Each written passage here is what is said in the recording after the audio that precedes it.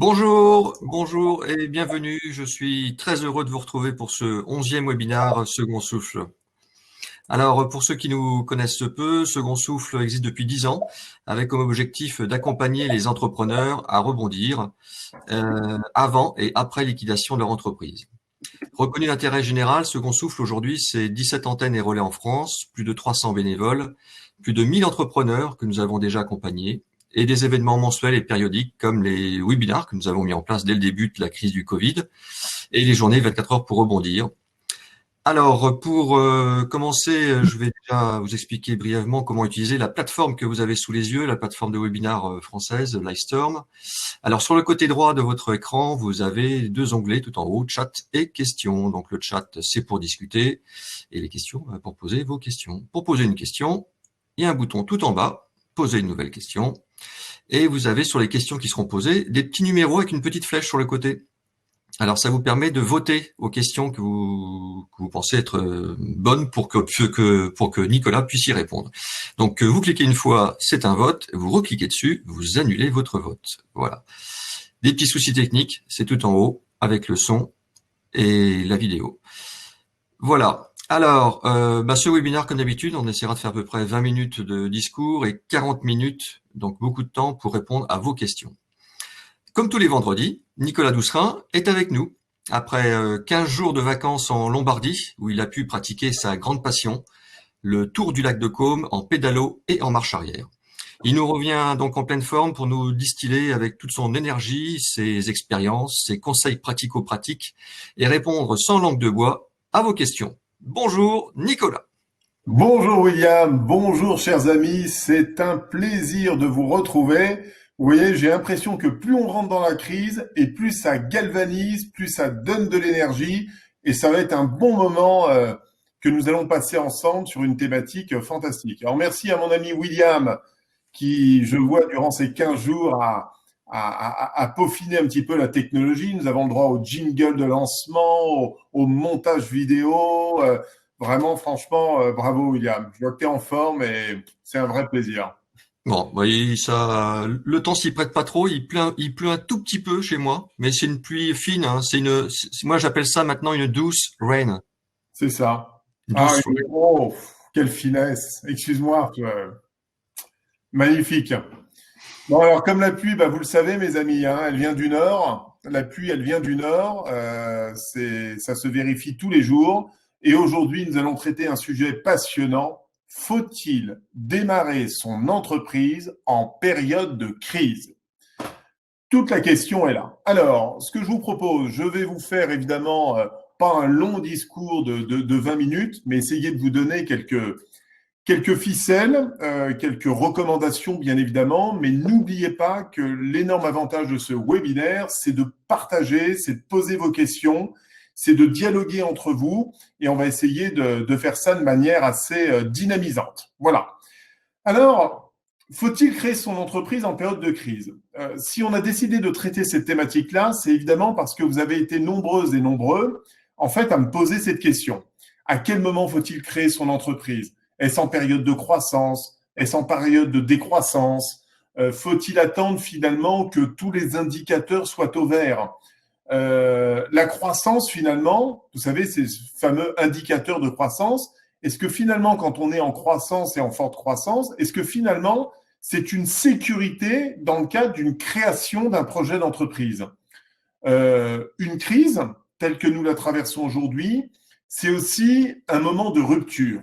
Et qui dit moment de rupture, ça veut dire que bien évidemment, il y a des modèles économiques qui commencent et qui vont s'effondrer dans les semaines et les mois qui viennent. C'est inévitable. Mais à l'inverse, ça va ouvrir également de nouvelles perspectives, de nouveaux business, de nouvelles manières d'ailleurs d'organiser son travail. Et finalement, c'est peut-être aussi le bon moment de réfléchir à ce qu'on appelle à de nouveaux concepts. Au niveau de cette approche, et pour entamer sur ce sujet-là, d'abord, voici un petit peu mes recommandations. Vous qui êtes soit à la tête d'une PME, soit qui envisagez de créer votre entreprise, la première observation que j'ai à faire, c'est qu'il faut absolument profiter de ces périodes de crise, non pas pour être figé, finalement angoissé, renfermé sur soi-même, mais bien pour au contraire s'ouvrir, écouter, observer, notamment les mutations. Et dites-vous bien une chose, c'est qu'à chaque fermeture d'entreprise, à chaque faillite, il y a deux manières de voir les choses. Soit on la voit de manière extrêmement anxiogène en disant voilà, c'est catastrophique, ce sont des emplois qui sont impactés et c'est une réalité bien évidemment. Soit on se dit si la crise a provoqué ces fermetures-là, c'est peut-être parce que ses propres modèles économiques étaient sans doute déjà bien fragiles avant et que finalement la crise vient juste précipiter, vient juste accélérer la fermeture ou la faillite d'une entreprise. Et c'est très intéressant, ce n'est pas systématiquement le cas. J'en suis d'ailleurs la preuve vivante, puisque en 2008, quand on a eu la faillite de Lehman Brothers, pour ceux qui connaissent mon histoire, j'ai dû aller au redressement judiciaire en l'espace de quelques mois, de 10 mois seulement, alors que mon entreprise se portait extrêmement bien préalablement. Je rappelle que j'avais créé mon entreprise avec 10 000 euros, j'avais un peu plus de 2 100 000 euros de capital social dans l'entreprise en septembre 2008. J'ai commencé mon entreprise avec 10 000 euros de liquidité, j'avais 2,5 millions de trésorerie sur mes comptes bancaires et donc en capacité. Et ça ne m'a pas empêché avec la crise, malgré tout, de déposer le bilan. Donc, ce que je dis là n'est pas forcément vrai dans 100% des cas, mais dans beaucoup de cas, il y a énormément d'entreprises dont c'est la crise qui, finalement, accélère parce que sa situation financière, structurelle, organisationnelle, j'allais dire, son organe de direction était vraisemblablement fragilisé ou extrêmement fragilisé. Donc, profitez de cette période-là, profitez de la période de crise pour observer les mutations, regarder les entreprises qui sortent leur épingle du jeu, celles qui, au contraire, sont extrêmement pénalisées par l'activité économique, et regarder les mutations. Et les mutations, quand je parle de mutations, c'est regarder surtout les changements d'habitude de nos consommateurs. Voilà. Nous sommes des consommateurs, c'est nous qui influençons finalement les différents modèles économiques, c'est nous qui agissons au quotidien, et bien évidemment, quand il y a de telles mutations, eh bien, ça engendre des changements de comportement, et ces comportements, bien évidemment, vont aller dans un sens ou dans l'autre, faire fonctionner un peu plus certains business et à l'inverse, aller un petit peu moins bien sur d'autres business. Bon, ça, c'est le premier point. Ma deuxième recommandation durant cette période de confinement, déconfinement, où on est encore dans une phase un petit peu extrêmement mouvante, puisqu'il y a des millions et des millions de Français et de Françaises dont vous faites peut-être partie qui sont encore en chômage partiel, c'est évidemment pour rencontrer des gens. Quand on est en période de crise, on peut parfois être angoissé, tétanisé, et donc le premier réflexe, c'est de se renfermer sur soi-même. Il faut faire exactement l'inverse.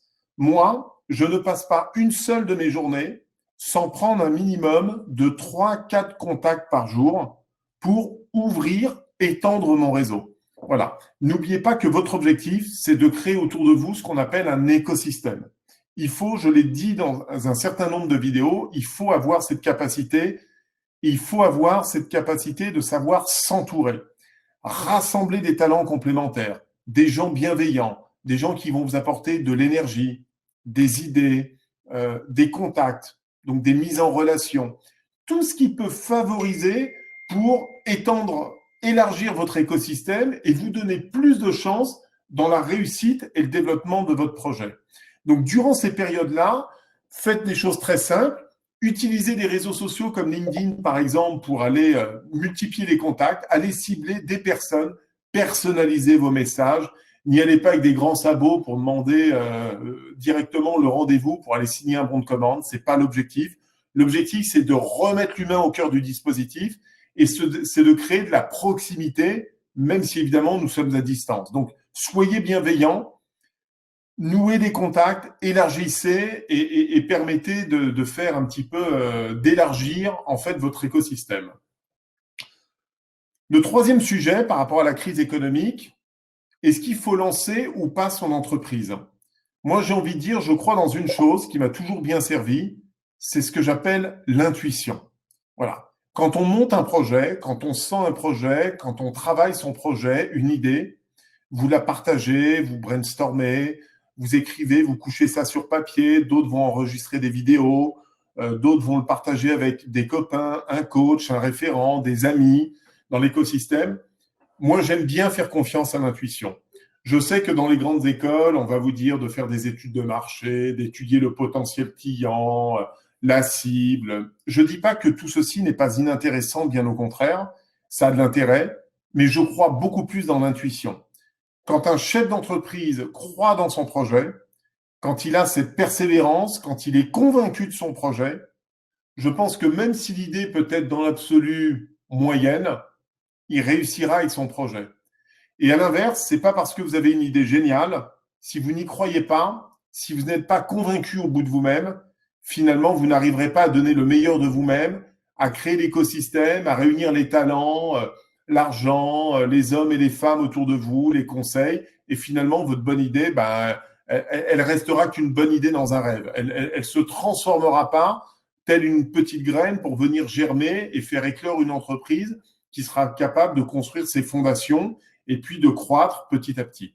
Donc en fait, l'idée est très simple. Je crois beaucoup dans l'intuition. Elle permet deux choses. C'est que l'intuition du dirigeant, elle permet de renforcer un petit peu son capital confiance.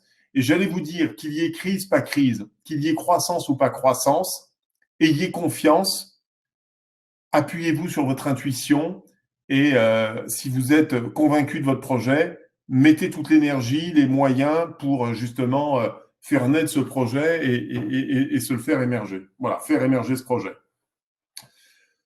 Le quatrième conseil que je vais vous donner également sur ce sujet, c'est que quand on parle de crise, il n'y a qu'à voir les médias aujourd'hui, on parle de quoi? On parle de faillite, on parle de licenciement, on parle de chômage partiel, on parle de licenciement et de plans drastiques d'économie.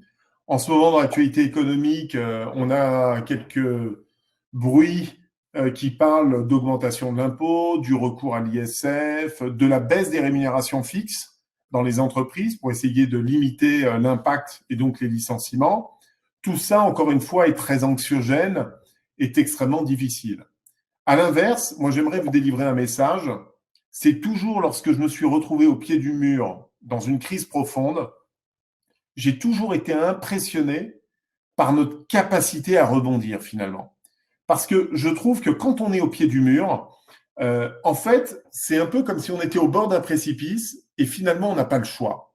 Et quand on n'a pas le choix, ça déclenche dans le cerveau des entrepreneurs cette faculté, cette résilience qui enclenche automatiquement ce que j'appelle l'instinct de survie. Et n'oubliez pas que nous sommes des hommes et des femmes, des êtres humains, et cet instinct de survie, on l'a tous mécaniquement en nous. Tous. C'est génétique, c'est en nous, et on l'a. Alors, il est plus ou moins exacerbé, bien évidemment, suivant les individus, mais j'ai toujours été personnellement impressionné lorsqu'on est au pied du mur et qu'on n'a pas le choix. C'est là où on trouve généralement le regain d'énergie. Souvenez-vous, avec mon ami Julien Renaud, quand on a fait notre webinaire justement sur ces 8000 mètres, j'aime bien reprendre ces images du sport. Dans le sport, c'est très vrai aussi. On peut avoir des sportifs qui sont à la ramasse, qui n'ont plus de jus, plus de pêche, et vous ne savez pas pourquoi, il y a un moment donné, ils retrouvent ce regain d'énergie qui leur permet peut-être de terminer une compétition ou d'aller remporter justement, d'aller gagner une victoire et d'avoir des ressources incroyables. Alors, on n'a pas tous la même faculté, mais en tout cas, cet instinct, on l'a là. Et c'est le quatrième conseil que j'aimerais vous donner, c'est que la crise, elle va vous permettre et vous forcer à rebondir. Et moi, personnellement, aujourd'hui, je vais être très franc avec vous, autant en 2008, j'étais angoissé, tétanisé, et parfois c'était compliqué, même si j'ai réussi à sauver l'entreprise avec mes salariés, même si j'en ai fait un bouquin, même si on est passé par des étapes extrêmement difficiles, mais à chaque fois, même si j'avais des coups de mou, j'ai toujours trouvé le regain nécessaire pour repartir au combat. Parfois, c'était parce que je voulais pas que ma famille se retrouve à la rue, sans toit, par rapport à tout ce que j'avais pu leur offrir jusqu'à présent. Voilà, il y avait cette espèce c'était la cellule familiale qui me poussait. Parfois, je me levais le matin, c'était de me dire, maintenant, ça suffit. J'ai dû mener des périodes de licenciement. Ça a été très compliqué. Je ne veux plus licencier et on doit tout faire pour s'en sortir et finalement avoir cette énergie et sauver un maximum d'emplois. Parfois, c'était par solidarité, mais à chaque fois, j'ai trouvé ce regain pour permettre justement de réussir notre pari, de sauver l'entreprise et de permettre cette phase de rebond.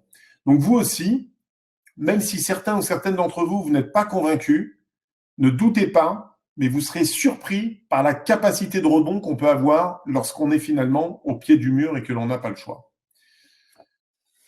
Le 5e conseil que je pourrais vous donner, c'est que la crise économique, elle engendre quelque chose d'extrêmement positif.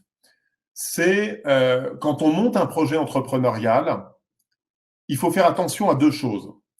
Quand on est dans des phases de croissance un peu extrêmement fortes, j'aime bien prendre l'image un petit peu de la bourse. Vous savez, quand la bourse gagne, comme on a eu ces dernières années, 18-20% de hausse moyenne de nos actions du CAC 40, l'année dernière, on a eu des plus 28%. Tous ceux qui avaient des portefeuilles boursiers ont quasiment doublé leur portefeuille en l'espace de 2 ans et demi, 3 ans. Et on dit toujours que ça ne montera pas jusqu'au ciel. Une entreprise, c'est exactement pareil. Je remarque énormément d'erreurs de managers, d'entrepreneurs, qui montrent des concepts en pleine phase de croissance, qui arrivent donc plus facilement parfois à lever des fonds, soit auprès d'actionnaires privés, soit auprès de fonds d'investissement, soit par leur banque aussi, parce que le projet est bien monté, il est bien conçu, il y a un vrai business plan, il y a un marché. C'est toujours plus facile. Maintenant, le gros risque, c'est quand on est trop en confiance, vous savez ce qui se passe. Quand la confiance est là, quand on est trop en confiance, c'est généralement dans ces périodes-là où on fait pas mal d'erreurs.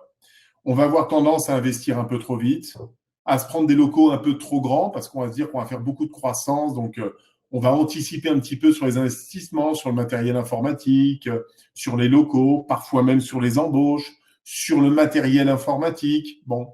Et puis, au final, on s'aperçoit que finalement, si on a monté ce projet d'entreprise et qu'on était tout simplement en fin de cycle, eh bien, on se retrouve en quelques mois seulement avec des difficultés financières extrêmement importantes. Et c'est là où ça devient très compliqué. À l'inverse, monter un projet entrepreneurial en pleine période de crise, c'est peut-être un peu plus difficile pour trouver des fonds, mais dites-vous que si vous arrivez à convaincre des actionnaires d'investir dans votre projet parce qu'il est ficelé, parce que vous avez la bonne intuition, parce que vous êtes convaincu, ce sera encore plus facile pour vous de faire des nouvelles augmentations de capital demain, d'accord, pour pouvoir développer et asseoir durablement la croissance et le développement de votre entreprise. Et en fait, en période de crise, généralement, on fait beaucoup moins d'erreurs. On se concentre sur l'essentiel. On investit, chaque euro est investi, mais de manière à bon escient. Voilà, on ne va pas dans le superflu.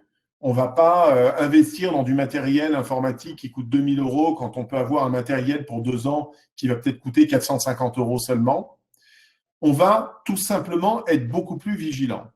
Il y a un deuxième impact qui est évidemment très positif, c'est que si vous commencez en période de crise comme aujourd'hui, en général, ça ne peut que monter. Ça veut dire quoi? Ça veut dire que chaque semaine qui va passer, chaque mois, vous allez réussir à tenir votre projet. Eh bien, petit à petit, vous allez être dans le sens de l'amélioration.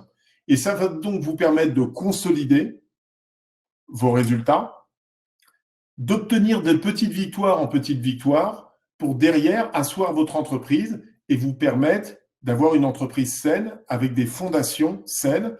Des fondations saines, ça veut dire une bonne trésorerie, ça veut dire des fondamentaux sains, ça veut dire avoir des clients bien répartis, ne pas être trop dépendant d'un seul acteur qui peut à un moment donné s'effondrer et donc mettre en péril votre entreprise.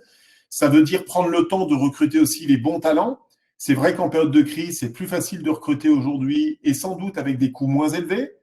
Ça va vous permettre d'intégrer, de trouver plus facilement des talents, alors qu'à l'inverse, quand on est en période d'euphorie, vous savez tous que le marché de l'emploi, en tout cas sur les meilleurs talents, eh bien, il est compliqué, avec des gens qui parfois ne franchissent pas le pas d'aller dans la TPE ou la PME, avec des gens qui ont des salaires ou des prétentions un peu trop élevées. Et donc, finalement, c'est très compliqué pour les TPE et les PME de monter leurs projets et de croître. L'avantage de la crise, c'est que vous allez pouvoir retrouver des talents, j'allais dire, moins chers, À condition qu'ils réussissent, vous serez en mesure de les augmenter ou de les récompenser d'une manière ou d'une autre, ou peut-être sous une autre forme que la rémunération d'ailleurs, hein, par la mise en place d'un 4/5e, par la mise en place de télétravail, par la mise en place de BSPCE, d'actions gratuites, par la mise en place, par l'intégration ou la possibilité d'investir dans le capital de votre entreprise demain. Il y a différents moyens et manières pour fidéliser, accueillir ces nouveaux talents. Donc ça, c'est mon 5e conseil. C'est vraiment démarrer modestement votre projet, planifier, et vous verrez que petit à petit, au fur et à mesure du redressement, eh bien évidemment, ça ira mieux. Le dernier, avant d'attaquer un petit peu vos questions, et c'est quand même la première qualité d'un entrepreneur, posez-vous cette question, elle est indispensable, c'est votre capacité, ce que j'appelle, à surmonter les obstacles. La vie d'un entrepreneur, c'est pas un long fleuve tranquille, voilà, où tout est paisible, tout est calme. Que l'on soit d'ailleurs en période de croissance ou en période de crise économique telle qu'on le traverse et on commence à le vivre maintenant, l'entrepreneur, il a des obstacles tous les jours. Ça peut commencer tout simplement à la création même de votre entreprise sur le plan administratif, avec vos statuts, vos pactes d'actionnaires, obtenir tout ce qu'il faut du greffe pour que votre entreprise puisse avoir son extrait cabis pour vous permettre de déposer vos capitaux, d'ouvrir vos locaux, d'assurer. Voilà, ça peut commencer là, c'est les premiers obstacles. Ça peut être dans la levée de fonds, de capitaux, tout simplement. Ça peut être des difficultés. Un actionnaire qui avait promis d'investir dans votre projet puis qui finalement se retire au dernier moment, ben voilà, vous n'avez pas l'argent, il faut trouver une solution. Ça peut être dans des recrutements que vous êtes amené à faire ou dans de l'association, si vous décidez de monter ce projet non pas seul, mais d'avoir 2 ou 3 associés. Hein, et on sait qu'il ne faut pas se tromper, il faut prendre du temps, il faut être sûr d'être bien aligné sur la stratégie, d'avoir les mêmes enjeux, la même vision. Si vous partez sur un projet de long terme dans le but de construire pour 10-15 ans, mais que vous avez un autre actionnaire qui, lui, veut faire plutôt un coup, c'est-à-dire s'investir sur une durée de 3-4 ans pour vendre l'entreprise et toucher les fruits de la cession, bah c'est sûr que si les visions et la stratégie divergent à la base au niveau des actionnaires, c'est potentiellement des ruptures potentielles effectivement plus tard. Donc, ce qui est très important, et c'est encore plus vrai en période de crise, c'est votre capacité à surmonter les obstacles. Voilà, qu'ils soient financiers, administratifs, RH, juridiques, opérationnels, autres. La vie d'un entrepreneur, c'est un bateau avec des creux qui vont de 50 cm à 10 mètres. Il faut être capable de tenir, de résister. Et j'allais dire, il faut avoir ce petit grain de folie. Il faut aimer la diversité et les surprises, qu'elles soient bonnes par moment et qu'elles soient par définition à un moment plus difficile. Alors, il ne faut pas que toujours ce soit négatif ou très difficile, mais c'est quand même un élément très important. Donc, vous l'aurez compris, je crois qu'au travers de ces quelques exemples et quelques conseils que je viens de vous préconiser, je suis convaincu que le meilleur moment, je dis bien le meilleur moment pour créer son projet d'entreprise, pour créer son entreprise, pour bâtir le projet et lancer le projet, c'est en période de crise. C'est vraiment pour moi le meilleur moment et on aura l'occasion d'y revenir en répondant à vos questions. Voilà, on a une chance énorme. La crise, c'est agir, c'est décider. Eh bien, écoutez, c'est maintenant. Regardez, soyez ouverts, observez, prenez les bonnes idées. Hein, ne cherchez pas à être un Bill Gates ou un Steve Jobs, c'est-à-dire à avoir l'idée géniale qui va révolutionner le monde dans les 30 ans. Il en faut, mais c'est comme un peu gagner au loto, c'est plus compliqué. Regardez les opportunités. Il y a des opportunités à saisir en période de crise et c'est maintenant qu'il faut les saisir. Et je vous invite à y aller, à travailler et à appliquer les quelques conseils que je viens de vous donner. Voilà, je rends la parole à mon ami William. Nous allons enclencher maintenant avec vos questions. Je vois que vous êtes déjà extrêmement nombreux aujourd'hui pour nous suivre pour ce nouveau webinaire et nous allons tâcher de répondre aux questions. William, c'est à toi. Oui, Nicolas. Alors, une question que je me posais aussi, que je vais te poser, mais un certain Dimitri P. a posé la même question que je voulais te poser. Les banques sont-elles aussi open aux projets entrepreneuriaux en cette période d'après-crise sanitaire et avant une possible crise économique à venir? En fait, ça dépend comment vous préparez votre projet. Euh, Si vous arrivez, je vais prendre un cas extrême, si vous arrivez avec un projet, peu importe lequel, que vous fassiez du service, que vous soyez dans l'industrie, vous montez votre entreprise, vous mettez un capital d'1 € et vous essayez de sonner à la porte des banques pour leur demander de vous prêter 50 000 € pour lancer votre entreprise, la probabilité que vous ayez 100% de refus est quand même relativement forte. Si vous arrivez avec un projet qui est bien monté, qui est ficelé, qui est construit, avec un bon business plan, en tenant compte évidemment des circonstances, du contexte dans lequel on est, avec à vos côtés, soit par vous, soit par des actionnaires, une équipe ou des actionnaires qui mettent de l'argent et que vous demandez à la banque en contrepartie de vous accompagner, soit pour mettre en place une autorisation de découvert, soit pour contribuer à l'essor de la banque, vous mettrez davantage de chances et il y a des fonds qui sont prêts à investir dans ce type de projet. En fait, c'est toujours pareil. Un projet, il doit être monté, je dis intelligemment. C'est pas qu'intelligemment, il faut avoir du bon sens. Pour que quelqu'un accepte de vous prêter de l'argent, il faut le convaincre. Donc, le convaincre, c'est sur quoi? C'est évidemment sur le dirigeant ou la dirigeante, qui doit être elle-même convaincue, qui doit elle-même avoir mûri son projet, qui doit l'avoir préparé, pensé, réfléchi, analysé. Il faut aller pitcher votre projet devant des entrepreneurs. Vous savez, un peu comme dans cette émission à la recherche de mon associé sur M6. Regardez d'ailleurs les extraits. C'est extrêmement intéressant de voir comment des jeunes, des moins jeunes d'ailleurs, allaient pitcher sur leur projet. Il y en a qui étaient mal à l'aise, il y en a qui étaient très à l'aise. Regardez comment on réagit, même si c'est la télé-réalité. Le concept est intelligent et il y a beaucoup d'enseignements à en tirer. Donc, s'il faut retenir une chose, c'est des fonds on peut enlever, oui, mais n'oubliez pas qu'un banquier demain, il a besoin d'être en confiance et pour être en confiance, ça repose sur un dirigeant ou une équipe dirigeante, un projet qui tient la route et surtout des capitaux qui sont investis pour que le risque soit partagé. Pendant que j'y pense, Nicolas, est-ce que tu pourrais décocher tes notifications? Est-ce qu'on les entend? Merci. I'm sorry. C'est 2 semaines de vacances, William, tu sais. Puis en pédalo en plus, en marche arrière. Ouais, en marche arrière. De nombreuses entreprises vont se retrouver en redressement judiciaire suite à cette crise. Faut-il s'intéresser à ce type d'entreprise qui n'a pas réussi à faire face à la crise ou doit-on considérer que cela signifie que leur modèle est dépassé? Non, alors pas forcément. Il y a évidemment beaucoup d'entreprises. Alors, d'abord, ce qu'il faut comprendre, c'est que les entreprises qui passent par la case RJ, donc redressement judiciaire, vous pouvez étudier ces dossiers. Il y a des dossiers qui sont extrêmement intéressants.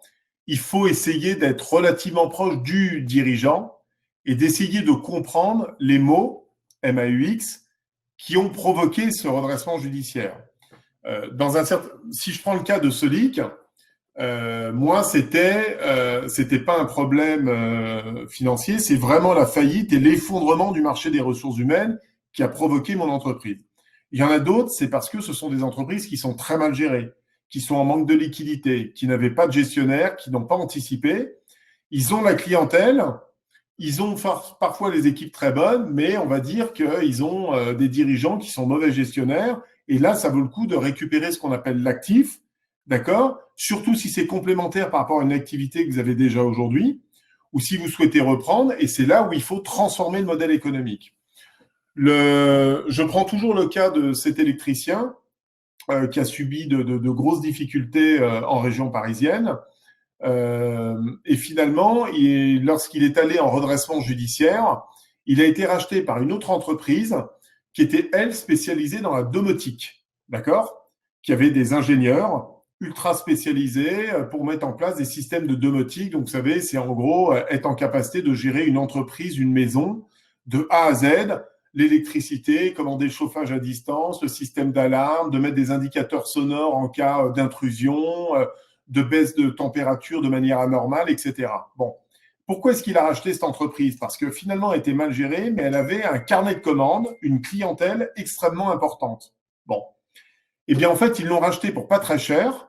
Ils ont récupéré tous les clients, ils ont rajouté toute la touche digitale, technologique, via la domotique par-dessus. Et aujourd'hui, c'est une entreprise qui a doublé de taille en l'espace de 2 ans. Donc, la crise, ça permet, évidemment, le dirigeant qui, lui, est amené à se mettre en redressement judiciaire, bien, il a fait partie, par définition, des personnes qui ont été durement impactées par la crise. Je vous raconte de ça, c'était il y a 12 ans. Mais à l'inverse, ça a donné une opportunité à un entrepreneur qui manquait un peu de clientèle, qui avait déjà toute l'intelligence de la domotique, qui a pu reprendre cette entreprise pour finalement pas très cher, avec un savoir-faire, un emplacement, une clientèle de renom qui était là depuis longtemps. Il y a ajouté la technologie et il en a fait quelque chose de fantastique aujourd'hui et qui fonctionne très bien. Voilà. Oui, il y a encore beaucoup d'entreprises comme ça qui n'ont pas pris le virage de l'Internet, même, ou de l'informatique, du digital, et qui en ressortent aujourd'hui et sortent très très mal de cette crise, quoi. Ouais. Tiens, alors, il y a une question intéressante là, William. Comment construire un business plan crédible auprès des banques dans le contexte actuel d'incertitude sur perspectives sanitaires et économiques mondiales? Alors, on en revient toujours au même sujet. D'abord, premier réflexe, les amis, il n'y a pas que les banques. Bon, une banque est nécessaire, mais ce n'est pas forcément auprès des banques qu'il faut aller emprunter de l'argent. Alors, qui plus est aujourd'hui, parce que compte tenu du prêt PGE et de tout le dispositif mis en place par le gouvernement pour soutenir notre économie, les fonds vont être quand même assez limités, parce que là, on est en train de sortir des dizaines de milliards d'euros. Et par définition, les banques sont quand même très sollicitées, donc c'est un peu compliqué. N'oubliez pas qu'il n'y a pas que les banques, hein. Convaincre un projet sur un business plan, c'est aller convaincre aussi des actionnaires du secteur privé. Il y a plein de gens, plein d'entrepreneurs qui ont de l'argent, qui peuvent mettre des tickets de 5 000, 10 000, 50 000, d'autres 100 000 euros, et il y en a qui mettent plusieurs millions d'euros d'investissement dans les entreprises. Mais c'est comme tout, je répète ce que j'ai dit tout à l'heure, il faut pouvoir convaincre les actionnaires. Alors, si je prends un cas très concret, je vais parler de manière pragmatique, vous me connaissez depuis longtemps. J'ai moi-même créé un nouveau cabinet en janvier 2020, les amis, il y a 5 mois. D'accord? J'ai monté un cabinet dans mon cœur business qui fait du management de transition pour accompagner les entreprises dans leurs projets de transformation. En janvier 2020, quand j'ai monté mon projet, il n'y avait pas le coronavirus. Enfin, on en parlait un peu en Chine, mais enfin, on était très loin d'imaginer ce qui allait nous arriver dans les semaines et les mois à venir. Euh, je me suis retrouvé, si vous voulez, comme tout le monde. Il se trouve que j'ai démarré mon activité assez vite. Mon BP, donc mon business plan, était préparé. Mes ouvertures de compte étaient faites. J'ai réussi à contracter auprès d'une banque. Ils m'ont prêté 50 000 euros sans caution pour lancer un peu mon projet, mais j'avais amené moi-même 50 000 euros aussi pour montrer la solidité et le fait que je crois dans mon projet. Quand la crise du coronavirus est arrivée, évidemment, mon carnet de commandes a été gelé. Il se trouve que j'ai gardé mes missions initiales, donc qui ont continué de facturer, mais évidemment, le business plan que j'avais présenté prévoyait un certain nombre de signatures tous les mois. Et évidemment, pendant les 3 mois, j'étais comme tout le monde.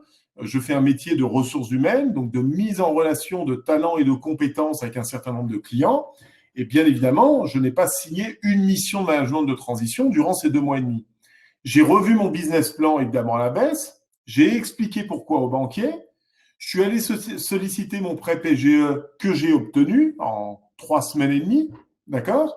Mais parce que j'ai bien présenté mon business plan, j'ai expliqué les conséquences et j'ai expliqué comment j'allais réinvestir une fois que, évidemment, la période de déconfinement serait mise en place. Donc, n'oubliez pas 2 choses. Pour lever de l'argent, il n'y a pas que les banques. Vous avez des plateformes pour lever de l'argent aussi. Aujourd'hui, vous pouvez monter un projet, solliciter des milliers de personnes pour aller mettre 10 euros, 100 euros. Ça existe sur le net et c'est un avantage. C'est pas pour des sommes gigantesques, mais on peut démarrer des projets entrepreneuriaux avec ces plateformes aujourd'hui. Il y a l'actionnariat privé et pour des projets qui ont peut-être plus d'ambition et qui demandent plus de moyens financiers, vous avez des fonds d'investissement qui sont là également, qui ont beaucoup d'argent en ce moment, mais évidemment qui recherchent des projets quand même solides, qui tiennent la route, avec des compétences et des talents pour pouvoir les mener à bien. Voilà. Merci. Tu peux fermer ta question? Merci. Heureusement que c'était la question, j'ai eu peur à un moment. De nombreuses entreprises vont se retrouver en redressement judiciaire suite à cette crise. Faut-il s'intéresser à ce type d'entreprise qui n'a pas réussi à faire... Ah non, je te l'ai posé celle-là. Bah oui, mais j'allais pas le dire parce que je voulais pas, voilà, William. Mais bon, excuse-moi. Y a-t-il des secteurs plus à risque que d'autres pour se lancer en période de crise? Bah, la réponse est oui. Si votre projet d'entreprise, c'est de monter une compagnie aérienne, je viens de dire peut-être une bêtise parce qu'il y a peut-être Il y a il y a SpaceX. peut-être il y a peut-être des nouveaux projets à envergure beaucoup plus importants et c'est peut-être aussi le moment de réfléchir à un nouveau mode de compagnie aérienne. Mais c'est vrai que dans l'absolu, si on se dit comme ça, compte tenu du contexte et du problème du Covid, c'est pas simple. Quoique, vous avez évidemment des compagnies qui vont subir des pertes colossales. Vous avez des compagnies qui vont devoir céder des avions et avec des constructeurs dans l'aéronautique qui vont se retrouver avec du matériel invendu. Donc la possibilité d'acheter demain des avions peut-être beaucoup moins chers que vous ne pouviez le faire il y a encore 6 mois. Je pense qu'on a le même phénomène d'ailleurs dans le secteur de l'automobile. Le secteur de l'automobile qui est en plongeon depuis 3 mois avant qu'il retrouve un niveau de vente satisfaisant. Bah, par définition, il va falloir qu'ils déstockent un petit peu leurs voitures, notamment je parle des voitures d'occasion, parce que les véhicules neufs, ils sont en flux tendu. Donc je dirais que là-dessus, il n'y a pas de grand risque. Mais par contre, les véhicules d'occasion qui se sont entassés depuis 3 mois dans les concessions, bah, c'est un actif qui se déprécie, qui perd de sa valeur. Donc il y a des opportunités, il y a des secteurs qui sont vraisemblablement beaucoup plus porteurs que d'autres. On parlait notamment dans l'alimentaire.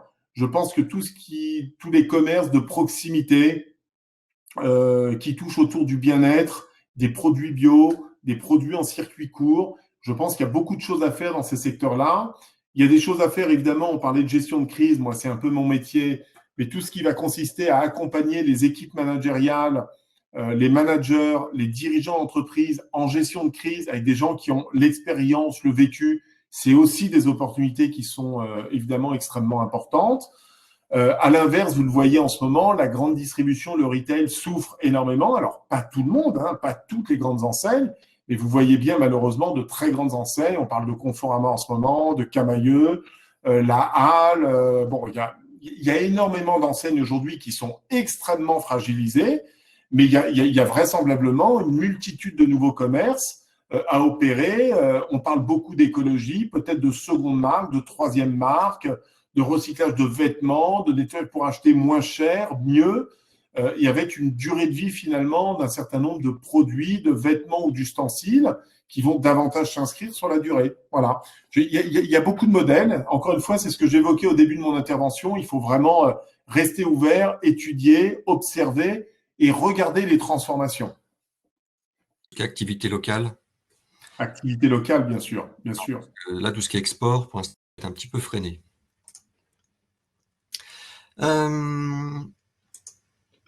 Alors, c'était au début de ton intervention, là, quand tu parlais des... Quels sont les moyens pour faire cette observation de mutation? Ah ben, bon, très simple, c'est les médias. Alors, c'est pas les médias, c'est pas BFM, LCI, CNews. Je parle de médias spécialisés dans l'économie. Bon, bah, vous avez un support. Il y a un journal qui s'appelle Les Échos. Voilà, si vous lisez Les Échos, comme moi je fais tous les matins, je lis Les Échos pendant 3/4 d'heure pour observer les grands changements. On traite de TPE, de PME, on traite de Paris-Île-de-France, mais aussi de ce qui se fait en région et dans le monde. On voit évidemment des faillites d'entreprises. C'est toujours intéressant de regarder celles qui font faillite, celles qui déposent, qui sont fragilisées, et à l'inverse, celles qui, au contraire, tirent leur épingle du jeu. Donc ça, c'est le premier moyen. Donc c'est les médias, c'est rester à l'écoute dans la sphère économique de ce qui se fait au quotidien. Ça, c'est le premier élément. Le deuxième élément, c'est ce que j'évoquais tout à l'heure, c'est l'écosystème. Il faut rester connecté et il faut échanger. Forcez-vous à changer avec des personnes, justement, dans l'écosystème dans lequel vous êtes, dans l'environnement dans lequel vous êtes, pour démultiplier les contacts et surtout faire émerger les idées. Moi, j'ai plein d'idées. Je suis en train de travailler en ce moment, à l'heure où je parle, j'ai 2-3 projets de création d'entreprise en plus de celles que j'ai créées au mois de janvier, parce que je capte, elles ne réussiront peut-être pas toutes, je lancerai peut-être pas tous les projets, bien évidemment, mais en tout cas, je m'y attelle, je travaille, je me fais des séminaires d'une journée ou 2 jours pour travailler un projet à fond, l'étudier. Voilà, si ça fonctionne et que je sens bien, que mon intuition me confirme, bah, j'y vais. Puis si à l'inverse, après 2 jours de travail, j'estime que finalement, bah, c'est pas assez mature, ça manque de fond, ou j'estime que le potentiel n'est finalement pas suffisamment important, eh bien, je laisse tomber. Voilà, c'est comme ça. Donc, les médias d'un côté, très spécialisés, voilà, pour rester connecté et regarder ces grandes mutations. Et le deuxième phénomène, c'est forcez-vous et utilisez les réseaux sociaux pour vous connecter avec des personnes que vous ne connaissez pas, mais qui vont créer votre écosystème avec lequel vous allez pouvoir échanger, apprendre et faire émerger des idées. Très bien. C'est une entreprise de réparation de pédalos? Non? Oui, on peut. T'as un problème avec le pédalo, William, en ce moment? Non. Alors, peut-on immatriculer son entreprise alors qu'elle n'est pas encore prête à ouvrir? En fait, je souhaite savoir si cela va entraîner des frais administratifs, URSSAF, etc., alors que l'entreprise n'est pas encore en activité. Alors, peut-on immatriculer son entreprise alors qu'elle n'est pas encore prête à ouvrir? La réponse est oui. Vous n'êtes pas obligé de faire du chiffre d'affaires pour immatriculer votre entreprise. Mais il y aura Vous quand même savez que ça va entraîner des frais administratifs, URSSAF, alors que l'entreprise n'est pas en activité. Oui, de toute façon, vous avez un minimum de frais, ça c'est indéniable. Les frais de création, les frais de publication. Pour le peu qu'en plus le greffe se plante, je parle en connaissance de cause, rejette votre dossier et que vous soyez dans l'obligation de recommencer, oui, ça peut vous permettre d'engager quelques frais. J'ai quelqu'un de très bien d'ailleurs qui nous suit, qui s'appelle Xavier Gilleron. Si vous souhaitez vous faire aider et conseiller sur ce sujet-là, c'est un ami entrepreneur remarquable qui a une entreprise qui s'appelle Lex Consulting et c'est sa spécialité. Il fait beaucoup de création d'entreprises et dans ce cas-là, j'invite notre ami à se mettre en relation avec Xavier Gilleron qui est connecté sur ce webinaire. Voilà.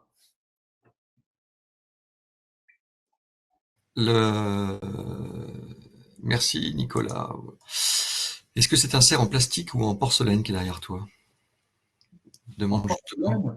Je sais pas, il y a un cerf derrière toi. Xavier, justement, te pose la question si tu as lancé une entreprise de fabrication de cerfs en bois.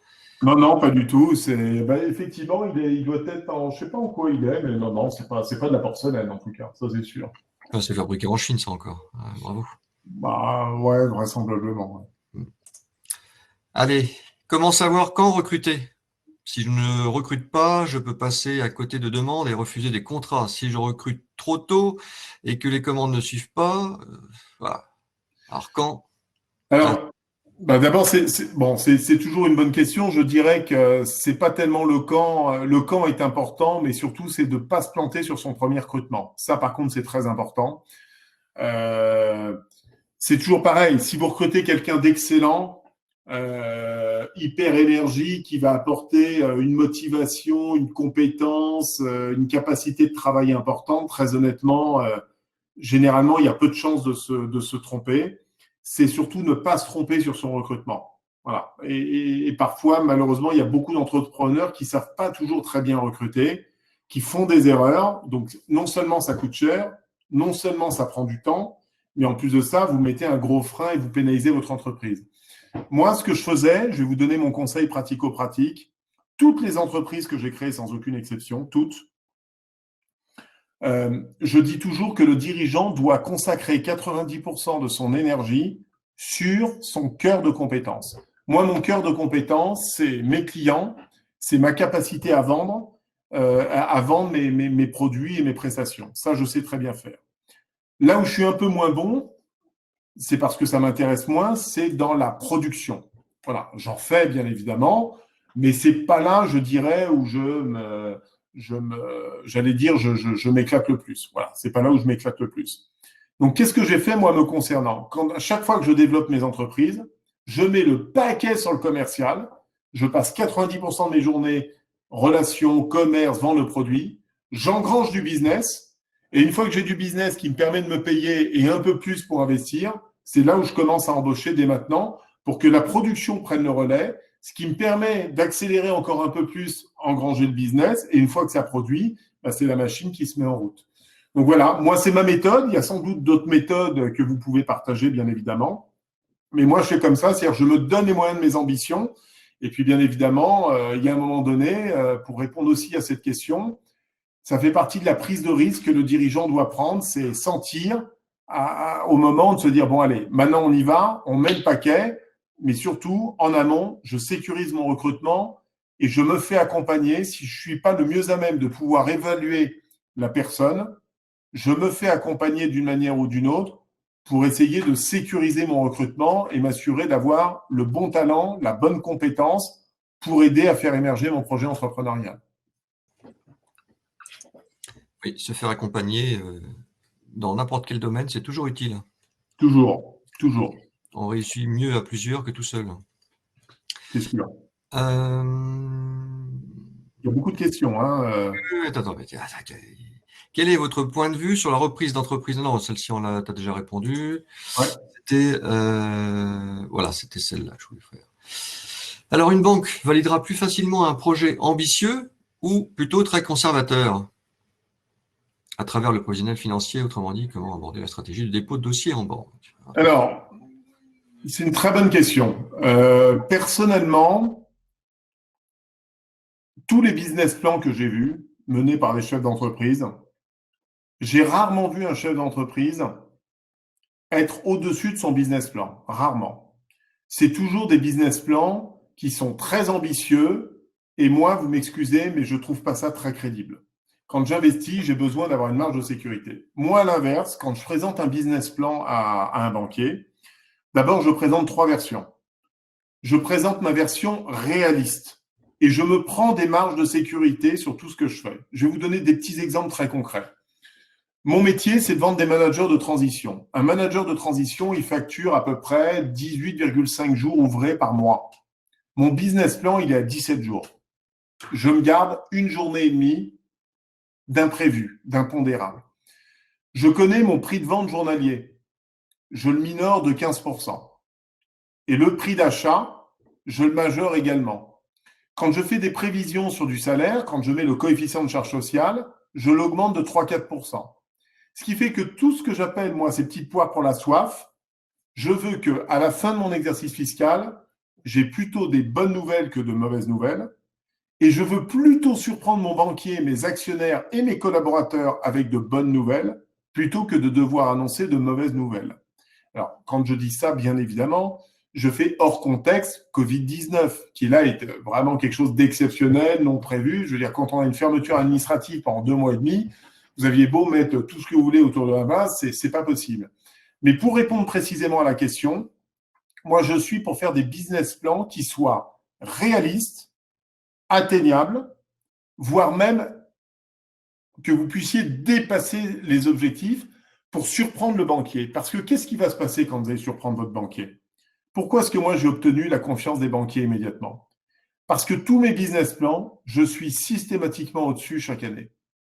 Et quand vous prévoyez un budget d'1,2 million, puis que finalement, vous faites 1,320 million, et quand vous prévoyez de sortir 90 000 euros de résultats, et que finalement, vous sortez plus 115, eh bien derrière, le banquier, il prend de la confiance et il se dit derrière, quand j'ai besoin d'aller soutenir Nicolas Doucerin, ben, je vais aller le soutenir. Et donc, ce que je vous recommande vraiment, c'est faites un business plan réaliste. Il faut qu'il y ait quand même un peu d'ambition, parce que s'il y a un projet qui n'a pas d'ambition, ben, ce n'est pas très excitant. Mais ne faites pas des business plans surréalistes où vous serez incapable de tenir la barre et donc derrière, vous en paierez les conséquences à moyen terme. Oui, alors notre excellent Xavier Giron nous dit de prévoir 3 versions de business plan. Un ambitieux, un qui soit un peu plus négatif et un qui permet de déterminer le point mort et qui est soit réaliste, qui servira de guide en termes de gestion. Ouais. Voilà, Xavier a parfaitement raison, c'est exactement ce que je fais. J'en fais 3, j'ai 3 versions. Et derrière, ensuite, je construis ce qu'on appelle mon prévisionnel de trésorerie. Et mon prévisionnel de trésorerie, je prends le pessimiste, le réaliste et l'optimiste, bien évidemment. Et ensuite, je suis mes indicateurs. Et quand mes indicateurs commencent à aller à la baisse, ou à la hausse, eh bien évidemment, je vais affiner pour me permettre d'anticiper. Et si jamais j'ai une mauvaise nouvelle vis-à-vis d'un banquier, vous avez 2 options. Soit vous fuyez, vous ne lui dites rien, soit vous faites ma méthode, vous appelez le banquier, vous dites écoutez, je suis désolé, on vient de sortir le résultat du premier quadrimestre, on est un petit peu moins bon. Les raisons, c'est pour telle chose et telle chose. Par contre, on a pris telle mesure là, d'économie pour nous permettre quand même d'absorber un petit peu les mauvaises nouvelles et nous permettre de finaliser en anglais. Ce qui est important, c'est de donner du sens et que le banquier ne se retrouve pas en situation de mauvaise surprise, d'une part, et surtout, vous allez perdre sa confiance sur la durée. C'est ça le plus gros risque vis-à-vis d'un banquier. C'est de gagner sa confiance. Et de la confiance, c'est comme une relation amicale, mon cher Xavier, ça se construit sur la durée. Eh bien, un banquier, c'est exactement pareil. Oui, comme tu le disais aussi tout à l'heure, il n'y a pas que les banques. Non. Et il n'y a pas de banque. C'est pareil pour des actionnaires. Hein.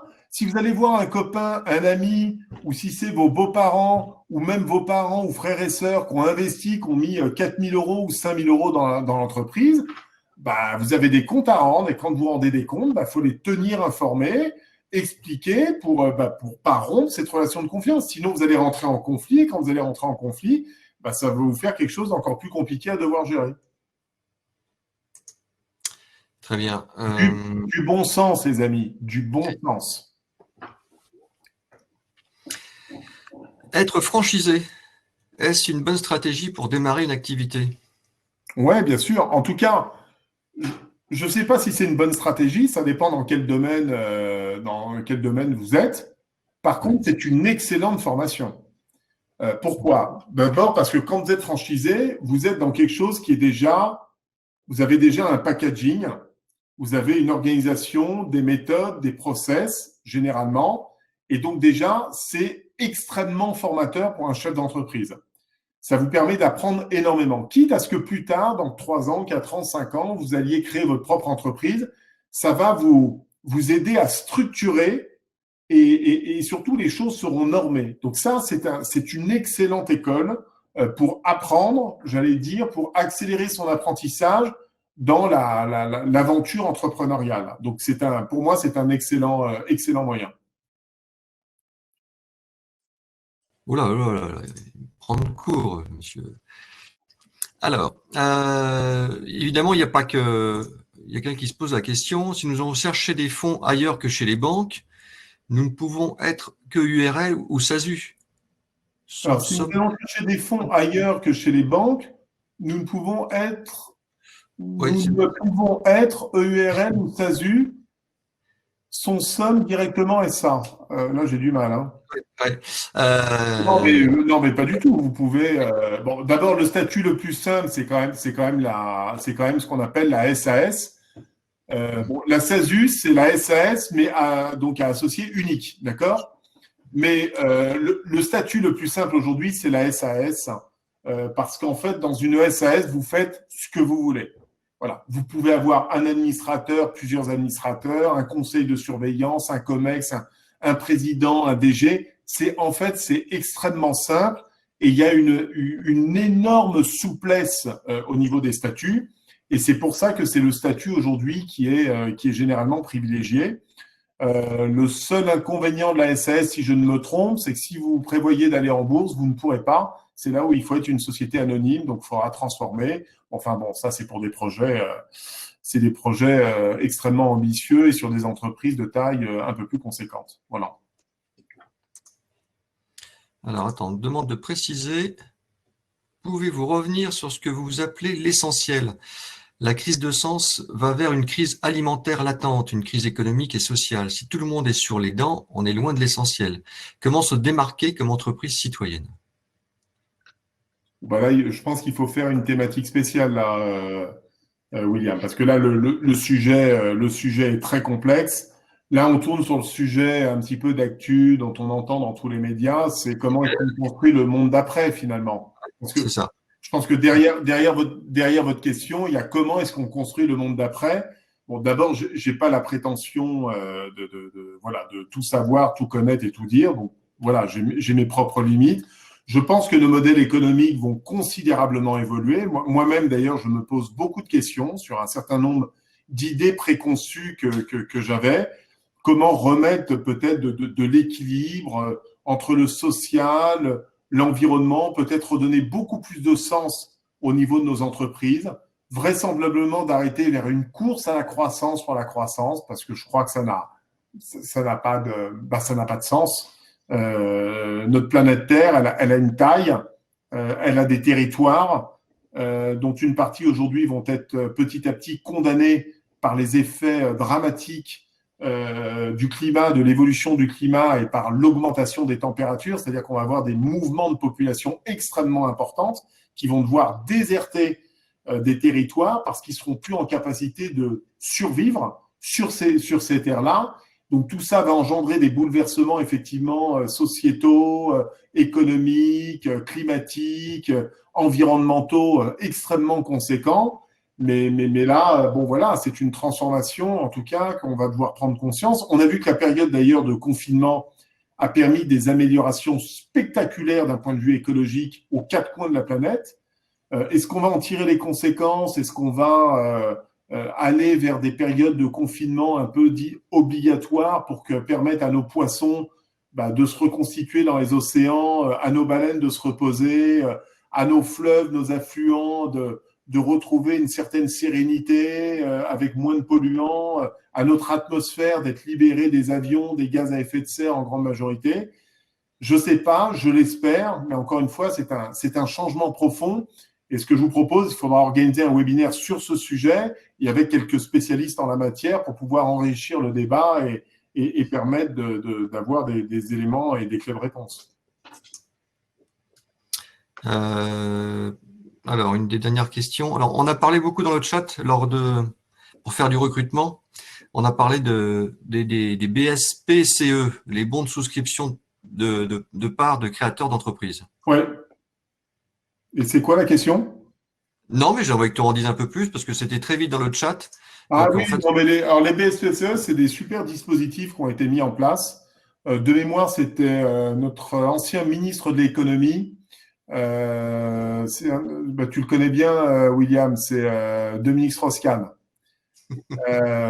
C'est un brillant ministre de l'économie et notre ami, Monsieur Strauss-Kahn, a créé les BSPCE. C'est pourquoi, en fait? C'est pour permettre à des salariés plus qui donnent beaucoup, qui n'ont pas forcément les moyens ou la capacité financière d'investir, de pouvoir rentrer dans le capital de l'entreprise moyennant un certain nombre de conditions. Le principe dans les grandes lignes, c'est le dirigeant peut attribuer jusqu'à 10% du capital social de son entreprise. En contrepartie, on fixe des règles. Les règles sont à définir évidemment entre les intéressés et le chef d'entreprise. Ça va être par exemple que le chiffre d'affaires est pris au moins 20% au cours des 3 prochaines années, que la société soit bénéficiaire ou que la société ait obtenu tel résultat. Voilà, c'est par exemple des règles qui sont figées. Et à une date donnée, à 2 ans, à 3 ans et à objectif atteint, le salarié percevra les actions qui lui auront été allouées. Donc, en fait, on lui prévoit à la base de lui donner tant d'actions qui peut correspondre à 1% du capital, 2%, 3%. Ça peut aller jusqu'à 10% pour l'ensemble des salariés.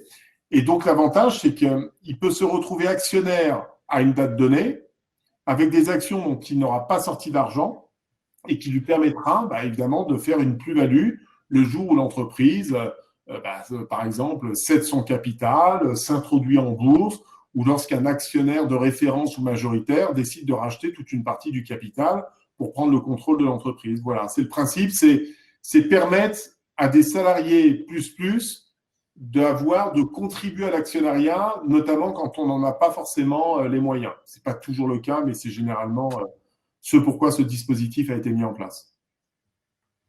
Bien, tiens, une avant-dernière question peut-être. Oui. J'ai 15 000 € avec l'ACRE.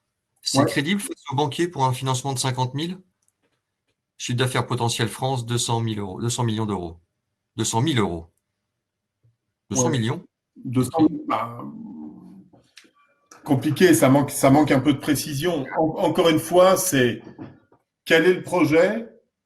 Quelle est la raison pour laquelle vous demandez de l'argent auprès de la banque? C'est pour investir sur quoi? Sur de l'humain, sur de la technologie, sur un site internet, pour acheter des locaux, pour financer votre voiture de fonction? C'est pour créer de la valeur? C'est pourquoi? Donc, c'est trop difficile de répondre à ce type de questions parce que derrière, il faudrait étudier le projet en tant que tel, la nature du projet, l'objet de l'investissement, etc.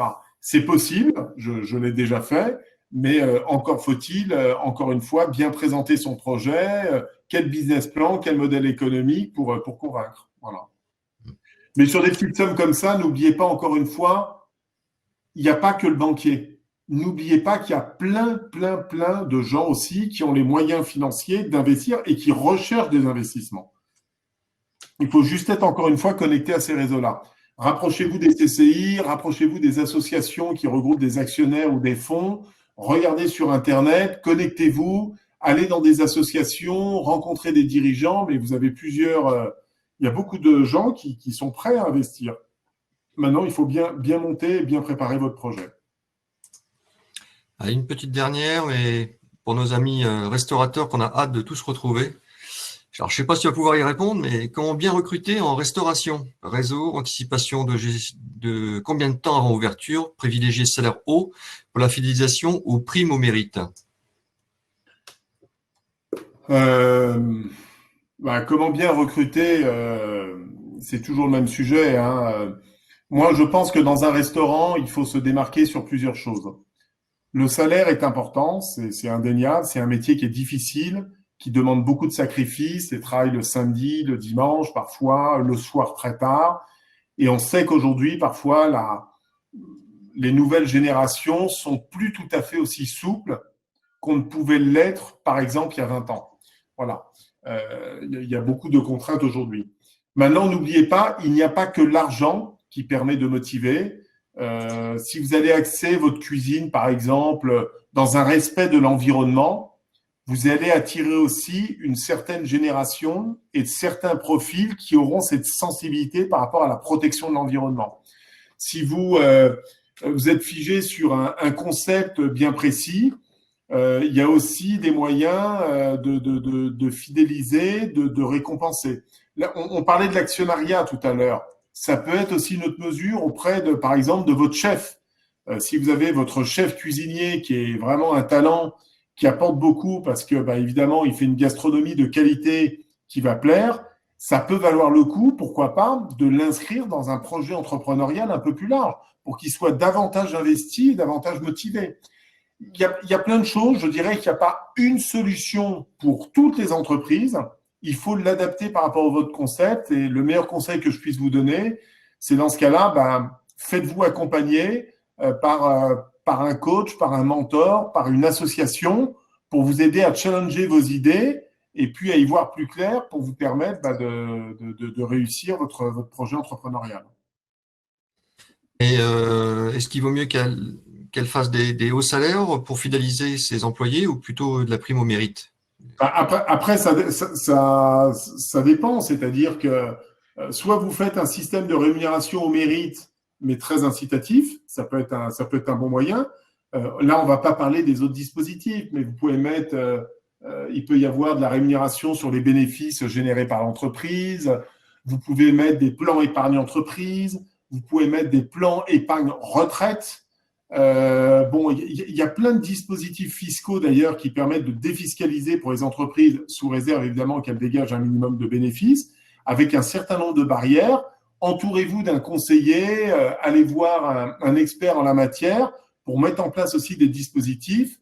La rémunération est quelque chose d'important, mais il y a aussi l'image que vous souhaitez véhiculer, les valeurs, la rémunération fixe, la rémunération variable, la rémunération additionnelle, les avantages en nature, les conditions de travail. Les conditions de travail, c'est tout un ensemble sur lequel il faut travailler pour réussir à constituer votre équipe, à la fidéliser et à l'inscrire sur la durée. Bien, merci Nicolas. Merci. On va parler de ce qu'on fait la semaine prochaine. Bien sûr. Alors la semaine prochaine, chers amis, Nicolas ne sera pas tout seul. Il sera avec Anthony Strecher, président de l'association GSC. GSC, donc, il fait des assurances pour les chefs d'entreprise. C'est donc la semaine prochaine à 14h, comme tous les vendredis. Vous allez recevoir évidemment à la fin de ce webinaire la possibilité de vous inscrire directement pour vendredi prochain. Et à partir de demain, vous recevrez dans votre boîte mail vérifiez bien vos courriers indésirables et votre dossier spam. Vous recevrez dès demain l'email avec le replay de cette émission. Et donc, écoutez, je vous dis à la semaine prochaine. Merci Nicolas.